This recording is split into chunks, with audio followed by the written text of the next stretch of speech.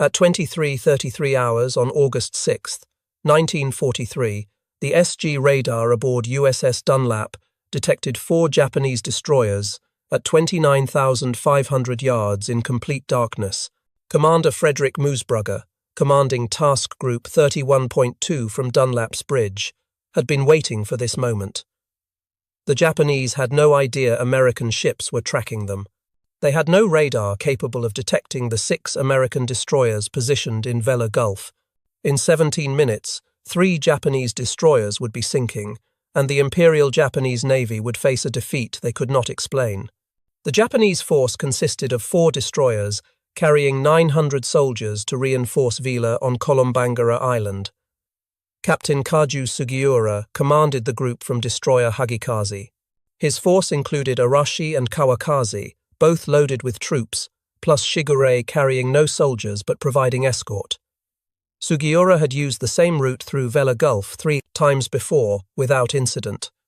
Commander Tamechi Hara, commanding Shigure, had objected during the planning meeting. He argued that repeating the same approach route was inviting disaster. Sugiura overruled him. The Tokyo Express supply runs had been successful for months. Japanese commanders believed their superior night fighting ability would protect them.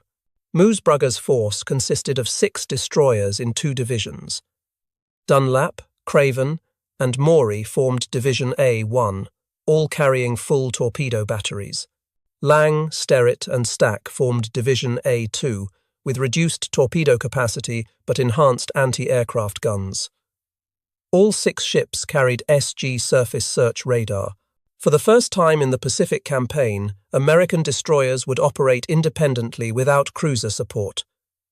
The decision represented a fundamental shift in naval doctrine.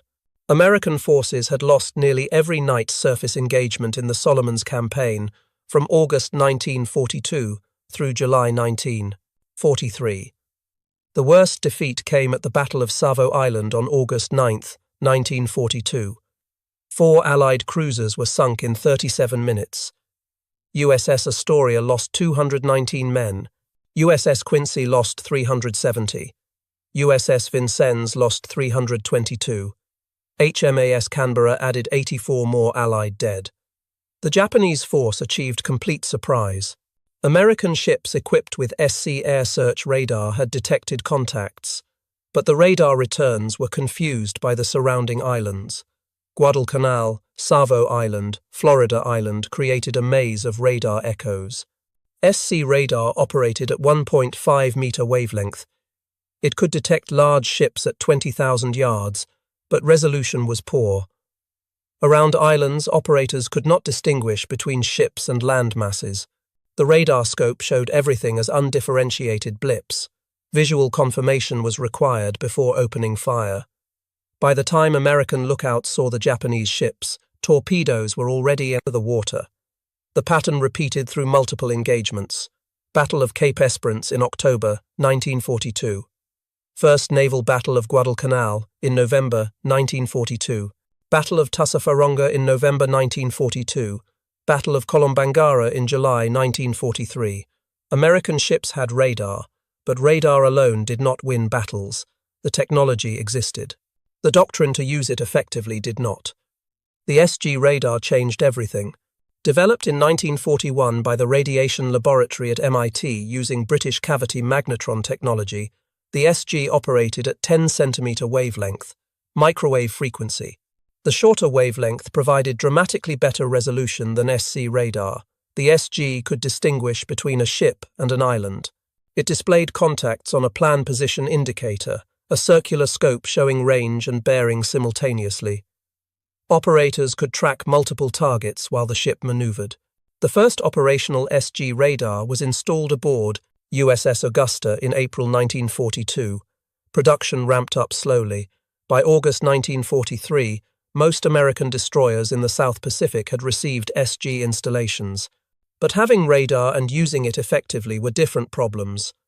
American naval doctrine in early 1943 still emphasized cruiser-led task forces for night engagements. Destroyers operated as escorts. Cruisers provided firepower. Visual targeting determined when to open fire. Radar provided warning. but the final decision to engage required seeing the enemy. Japanese forces exploited this hesitation repeatedly. Their lookouts were trained for night operations. They could spot ships at ranges where American lookouts saw nothing. Japanese torpedoes had twice the range of American weapons. The Type 93 Long Lance could reach 40,000 yards. American Mark 15 torpedoes managed 15,000 yards. Japanese forces could fire first, withdraw before American ships responded, and escape in darkness. Commodore Arleigh Burke had studied these defeats and developed new destroyer tactics. Burke commanded Destroyer Squadron 23, known as the Little Beavers. He emphasized aggressive use of radar for offensive operations. Use radar to detect the enemy first. Close to torpedo range without being seen. Launch torpedoes silently. Use radar to guide the attack. Only open gunfire after torpedoes were running. Burke's ideas challenged standard doctrine. Many senior officers resisted. They did not trust radar enough to base attacks on electronic contacts alone. But Burke's record was undeniable. His destroyer squadron achieved multiple successes using radar-guided tactics. Rear Admiral Theodore Wilkinson, commanding amphibious forces in the South Pacific, recognized that Burke's approach worked. When intelligence indicated another Tokyo Express run to Vila on August 6th, Wilkinson assigned the intercept mission to a pure destroyer force, no cruisers. Moosbrugger would command. Moosbrugger had served under Burke and understood the new tactics. More importantly, Wilkinson gave Moosbrugger freedom to disregard standard tactical advice. Rear Admiral Wilkinson's staff recommended that Moosbrugger avoid torpedo attacks and rely on long-range gunfire. Moosbrugger stated his confidence in the destroyer's ability to utilize their primary weapon, torpedoes, radar-guided torpedoes. On the morning of August 6th, Moosbrugger's task group departed Purvis Bay near Guadalcanal. The 6 destroyers sailed independently, no cruisers, no battleships. Just destroyers with radar and torpedoes. Moosbrugger convened a conference with all 6 destroyer captains before departure. He reviewed the battle plan in detail. Division A1 would locate the enemy with radar and launch a silent torpedo attack. Division A2 would position to cross the Japanese T and provide gunfire support after the torpedoes hit. Radio silence, except for essential tactical reports. No searchlights. No gun flashes until the torpedoes were running. Use the islands as background to screen American movements. Trust the radar. Lieutenant Commander Clifton Iverson commanded Dunlap. Lieutenant Commander Frank Gould commanded Sterrett. Both would later receive Navy Crosses for their actions that night. But the planning conference emphasized that success depended on perfect radar operation and precise execution. Every ship needed to track the same targets. Every ship needed to calculate identical firing solutions. The combat information centers aboard each destroyer would coordinate the attack. The CIC was a relatively new concept, a dedicated space where radar operators, plotters, and communicators worked together to process tactical information. Most destroyers in 1943 had CICs that were cramped afterthoughts, spaces carved out of existing compartments during refits. But they worked. That evening, the task group entered Vela Gulf from the Trime Skry's Pate. South, the night was dark, overcast skies, no moon, visibility less than 1,000 yards, perfect conditions for radar, terrible conditions for visual lookouts. Moosbrugger's force formed into 2 columns 500 yards apart. Division A1 to port, Division A2 to starboard. At 23:00 hours, both divisions turned north and increased to 25 knots. The SG radars on all 6 ships swept continuously. Kolombangara Island showed clearly on the scopes to the east, Vela Lavella Island to the west. The gulf between them was empty. At 23:33, Dunlap's SG radar detected 4 contacts bearing 312 degrees, range 29,500 yards, almost due north. Craven confirmed the contact seconds later. Then Maury. The Japanese destroyers were exactly where intelligence predicted. 4 ships in column formation, heading south at approximately 30 knots. Closing range. Moosbrugger ordered Division A1 to prepare for torpedo attack. Division A2 began maneuvering to cross the Japanese T. All ships maintained radio silence. The CICs tracked the targets continuously. Range decreasing. 27,000 yards, 25,000, 20,000. The Japanese showed no indication they knew American ships were present. Their radar, if they had any, was not detecting Moosbrugger's destroyers. The mountainous bulk of Kolombangara Island might be screening the American formation. Or Japanese radar was simply not as capable as American SG systems.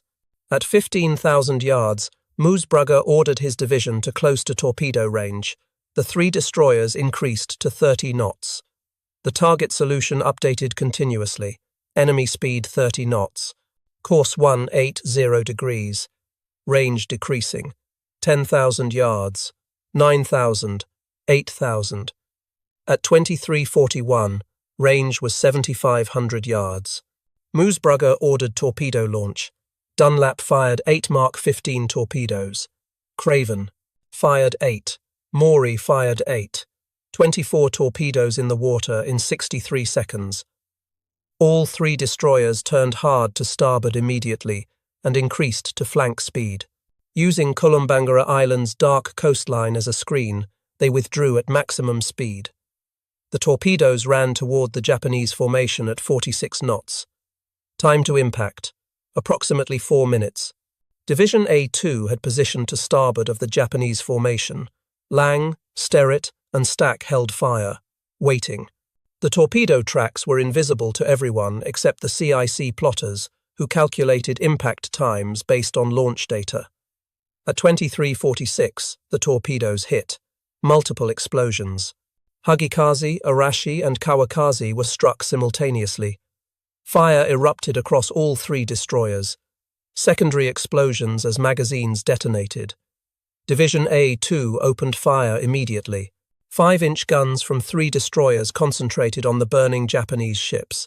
The muzzle flashes lit the Gulf. Now the Gulf Pomum. Japanese could see their attackers. But it was too late. Kawakaze had been hit in a magazine. She rolled over and sank within minutes. Hagikaze and Arashi were burning fiercely, dead in the water.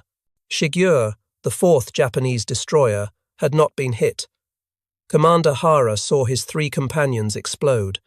He saw no American ships until Division A2 opened fire. The gun flashes revealed American positions, but Hara's lookouts had seen nothing before that moment. Hara fired 8 torpedoes toward the American destroyers. All missed. He ordered full speed and withdrew to the northwest. Moosbrugger's 6 destroyers reformed and swept the area. By midnight, Hagikaze and Arashi had both sunk. Shigure was gone, fleeing north. The engagement from first radar contact to final sinkings had lasted 26 minutes. American casualties. 1 sailor suffered a crushed hand in a non-combat accident during the battle. No American ships were hit. No American ships were damaged. 3 Japanese destroyers sunk. 685 Japanese soldiers lost, most by drowning. 525 Japanese sailors dead. Total Japanese casualties approximately 1,210. The lopsided victory was unprecedented. American destroyers had never achieved such complete success in a night engagement.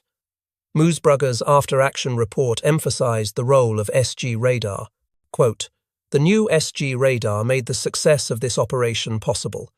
He noted that radar allowed the American force to track the enemy from extreme range, position for optimal attack, and launch torpedoes before the Japanese knew they were present." The report also praised the combat information centers aboard each destroyer for processing radar data and coordinating the attack. But what Moosbrugger could not fully explain was why the Japanese had not detected his ships. Surely Japanese radar should have provided some warning. What nobody on the American side knew was that none of the 4 Japanese destroyers at Vella Gulf carried operational radar. Japanese destroyer radar in 1943 was primitive. Most Japanese destroyers did not yet have radar installations. Those that did carried Type 22 surface search sets, which operated at 10 centimeters like American SG radar, but with far less capable displays and processing. More critically, Japanese doctrine did not emphasize radar use. Even when radar detected contacts, Japanese commanders waited for visual confirmation before acting. Japanese training emphasized superior night optics. Their lookouts were genuinely better than American lookouts at visual detection. But lookouts cannot see through darkness at 30,000 yards. Radar could. Commander Hara filed his after-action report upon returning to Rabaul. He described the engagement as an ambush by unknown forces. Hara reported that his destroyers came under torpedo attack with no warning. His lookouts saw nothing until American ships opened gunfire. Hara speculated that submarines might have been involved, or aircraft, or possibly coastal defense installations on Kolombangara. The possibility that 6 American destroyers had used radar to track his force from beyond visual range, calculate a perfect firing solution, and launch torpedoes silently did not appear in his report. The concept was outside the framework of how Japanese commanders understood night surface combat. Japanese naval intelligence analyzed reports from Vella Gulf and other recent engagements. A pattern was emerging. American forces were achieving surprise more frequently. American torpedo attacks were more accurate. Japanese lookouts reported that American ships seemed to know Japanese positions before visual contact. The logical conclusion was that American radar had improved dramatically. But Japanese intelligence had examined captured American radar equipment. They knew Americans had microwave radar similar to Japanese systems. If both sides had comparable technology, why were Americans suddenly winning? What Japanese intelligence failed to understand was doctrine. Technology alone did not determine outcomes. How the technology was used mattered more. Japanese commanders used radar as a supplement to visual lookouts. Americans were learning to use radar as the primary detection and targeting system. Visual confirmation was secondary. This doctrinal shift, more than any technical advantage, explained American success. Within days of Vella Gulf, Moosbrugger's tactics spread through the Pacific Fleet. Rear Admiral Wilkinson distributed the action report to every destroyer squadron commander. The message was clear. SG radar worked. Radar-guided torpedo attacks worked. Independent destroyer operations worked. Other commanders began implementing similar tactics. On August 17, 1943, destroyers using radar-guided attacks sank 2 more Japanese destroyers near Bougainville. On September 6, another engagement resulted in 3 Japanese destroyers sunk for 0 American losses. The pattern continued. American destroyers with SG radar were winning night battles decisively. The kill ratio reversed completely. Before Vella Gulf, American forces typically lost 2 ships for every Japanese ship destroyed in night actions. After Vella Gulf, Americans were destroying 2 or 3 Japanese ships for every American loss. In many engagements, American forces took no losses at all. Japanese Naval Command recognized the shift. By late September 1943, Japanese doctrine changed. Destroyers were ordered to avoid night engagements with American forces unless they held significant numerical superiority. The Tokyo Express supply runs to Guadalcanal, and the Central Solomons became increasingly rare. When they did occur, Japanese forces used submarines and small craft instead of destroyers. The American destroyer force, once considered inferior to Japanese night fighting capability, had become the dominant force in nocturnal surface combat. But radar technology remained classified throughout the war. The Navy's Public Information Office never explained how American destroyers achieved their victories. Official press releases attributed success to superior tactics, improved training, and better torpedoes. All of those factors were true. American torpedoes had been terrible in 1942. Magnetic exploders failed, depth settings were wrong, many torpedoes ran beneath targets without exploding. By July 1943, most of these problems were fixed. American destroyers also had better training by mid-1943. Officers like Burke and Moosbrugger understood night surface tactics better than their predecessors. But none of these improvements would have mattered without radar. SG radar provided the information necessary to execute the tactics. Radar operators in the combat information centers processed that information and provided targeting data to the bridge. The technology enabled everything else. Yet the radar operators remained anonymous. No names in action reports, no commendations for individual radarmen. The technology was classified. Discussing SG radar capabilities outside of cleared personnel was prohibited. Even after the war, when radar became common knowledge, the specific contributions of individual operators were not documented. Official histories credited commanders. Moosbrugger received the Navy Cross for Vella Gulf. Iverson and Gould received Navy Crosses. The captains and admirals got recognition. The enlisted men who operated the radar equipment that made the victory possible got nothing. Moosbrugger himself recognized this imbalance. After the war, when he became a rear admiral and later a vice admiral, he made a point of telling junior officers about the importance of enlisted technical specialists. He told them that mechanics, radarmen, and technicians often understood their equipment better than officers did. He emphasized that good commanders listened to their enlisted experts. Moosbrugger specifically mentioned Vella Gulf in these talks. He said the victory was possible because radar operators did their jobs perfectly under intense pressure. He said combat information center crews processed information faster than anyone had thought possible. He said torpedo crews executed flawless launches based on radar data they had never used operationally before, but he could not name individuals. The men who actually operated the equipment, who maintained it, who made it work when it mattered most, remained anonymous. Moosbrugger continued in Destroyer Command through 1944. He led Destroyer Division 12 through the Philippines campaign. His destroyers participated in the Battle of Leyte Gulf in October 1944, the largest naval battle in history. American forces at Leyte used the same radar-guided tactics Moosbrugger had pioneered at Vella Gulf. The results were devastating for the Japanese. American destroyers sank multiple Japanese cruisers and destroyers in night actions. The Imperial Japanese Navy lost effective control of the Philippines. By early 1945, Japanese surface forces avoided night engagements entirely. American destroyer forces dominated the night. After the war, Moosbrugger was promoted steadily. Commodore in 1945, captain in command positions through the late 1940s, Rear Admiral in 1951. He commanded Military Sea Transportation Service Pacific from 1952 to 1955, a critical logistics role during the Korean War. He retired as a Vice Admiral in 1956. He died on October 1, 1974 at age 73. USS Moosbrugger, a Spruance-class destroyer, was commissioned in 1978 and named in his honor. Commander Hara survived the war. Shigura, the destroyer he commanded at Vella Gulf, survived until January 1945, when she was sunk by the submarine USS Blackfin in the Gulf of Siam. Hara transferred to other commands and witnessed the steady decline of Japanese naval power.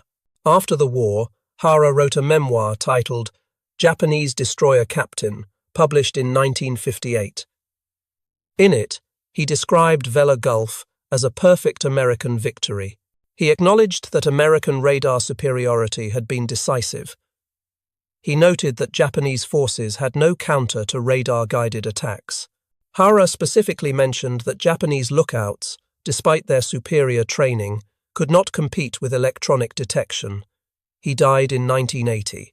Captain Kaju Sugiura, who commanded the Japanese force at Vella Gulf, survived the sinking of Hagikaze. He was rescued and returned to Rabaul, emaciated and in disgrace. He was later appointed captain of the heavy cruiser Haguro. He was killed when Haguro was sunk by British destroyers off Malaya in May 1945. The Royal Navy destroyers used radar to track Haguro in darkness and launched torpedoes from beyond visual range. The same tactics that destroyed Sugiura's destroyers at Vella Gulf destroyed his cruiser 22 months later. The SG radar remained in service aboard American destroyers through the end of the war. Approximately 1,000 SG units were produced during the war years. The system proved reliable under combat conditions. Operators learned to trust the displays. Commanders learned to base tactical decisions on radar information. By 1945, American naval doctrine had completely incorporated radar as the primary detection and targeting system for surface combat. Visual lookouts remained important, but they were secondary to electronic detection. After the war, radar technology advanced rapidly. The SG radar became obsolete by the 1950s. Newer systems with better resolution, longer range, and more sophisticated displays replaced it. The SG systems were removed from ships and either scrapped or sent to training facilities. Few examples survived. The National Museum of the United States Navy has some SG components in storage, but no complete system is on public display. The combat information centers where radar operators worked were torn out during ship modernizations or destroyed when ships were scrapped. USS Dunlap, Moosbrugger's flagship at Vella Gulf, survived the war. She participated in operations through 1945, including Iwo Jima and Okinawa. She was decommissioned in January 1946. She was sold for scrap in 1947.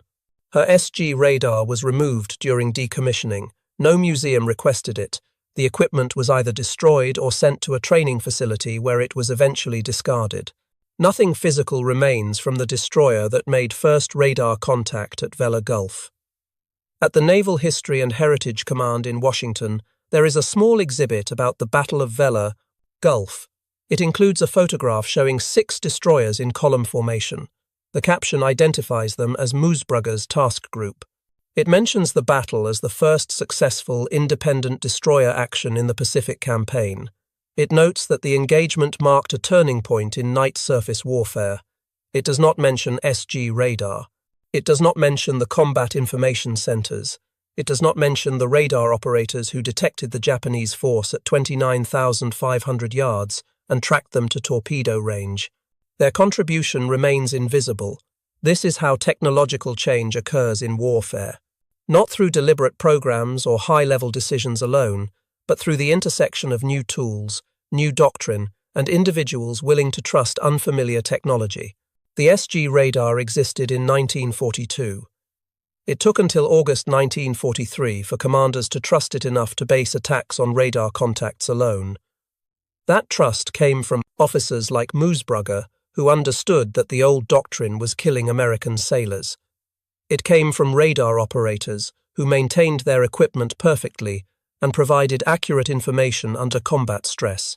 It came from enlisted men whose names were never recorded but whose work changed the course of the Pacific War. The Battle of Vella Gulf demonstrated that radar-guided night attacks could achieve decisive results with minimal American casualties. That lesson spread rapidly. Within months, every American destroyer commander in the Pacific understood the new tactics. Within a year, Japanese surface forces had effectively ceded control of the night to American radar-equipped ships. The technological advantage that Japanese forces had held since 1941 disappeared. The innovation did not come from a laboratory or a planning conference. It came from putting the right technology in the hands of skilled operators and trusting them to use it. If you found this story as compelling as we did, please take a moment to like this video. It helps us share more forgotten stories from the Second World War. Subscribe to stay connected with these untold histories. Each one matters. Each one deserves to be remembered. And we would love to hear from you. Leave a comment below telling us where you are watching from. Our community spans from Texas to Tasmania.